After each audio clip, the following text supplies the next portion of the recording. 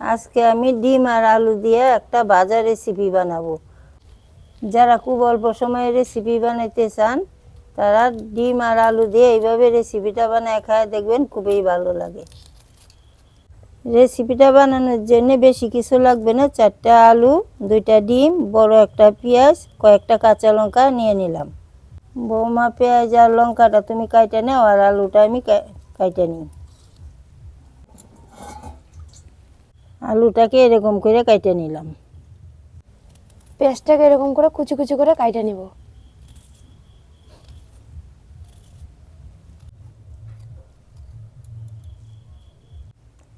এই রেসিপিটা আমাদের বাড়িতে মাঝে মাঝেই বানাই, খাইতে সবাই পছন্দ করে, তাই ভাবলাম আজকে আপনাদের সঙ্গেও শেয়ার করি।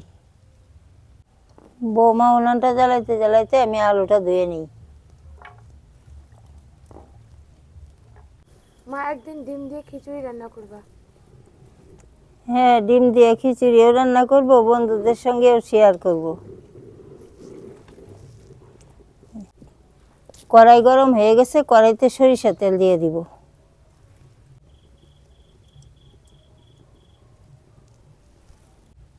তেল গরম হয়ে গেছে, 2টা শুকনা লঙ্কা দিয়ে দিব। শুকনো লঙ্কাটা লাল লাল হয়ে গেছে, আলুটা দিয়ে দিলাম।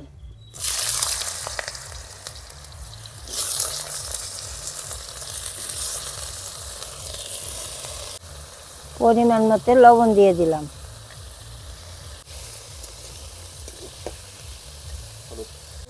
আলুটা সিদ্ধ হওয়ার জন্য 2-3 মিনিট ঢাকা দিয়ে দিব।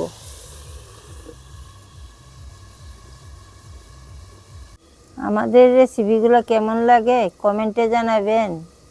চ্যানেলটাতে নতুন হইলে সাবস্ক্রাইব করে রাখবেন। আলুটা অল্প সিদ্ধ হয়ে গেছে, এখন ঢাকনাটা উঠায় নিলাম।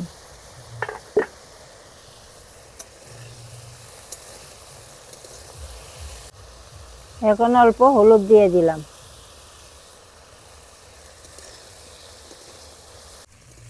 এখন আরো কিছুটা সময় আলুটাকে লাল লাল করে ভাজে নিব। আলুটা কিছুক্ষণ সময় ভাজা হয়ে গেছে, এখন পেঁয়াজ কাঁচা লঙ্কাটাও দিয়ে দিলাম। পেঁয়াজের পরিমাণটা একটু বেশি দিলাম, তাইলে খাইতে ভালো লাগবে।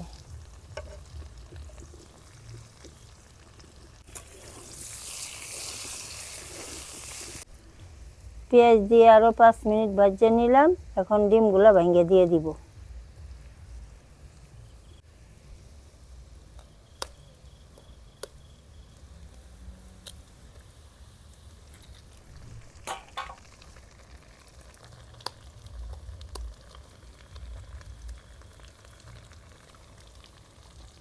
সবগুলো একসঙ্গে ভালো করে মিশিয়ে নিব।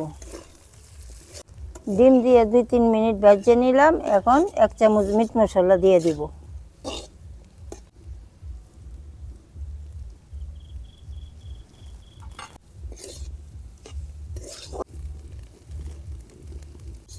মিট মশলা দিয়ে আরো 2-3 মিনিট ভেজে নিলাম।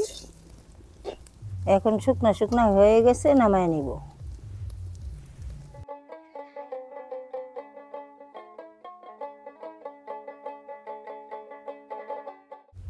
খুব অল্প সময় যদি কিছু রান্না করতে হয় তাহলে এই রেসিপিটা বানায় খায়া দেখবেন, খুব ভালো লাগবে। আর রেসিপিটা কেমন হইলো কমেন্টে জানাবেন। আজকে এই পর্যন্তই, কালকে আবার দেখা হবে নতুন রেসিপি নিয়ে। সবাই ভালো থাকবেন।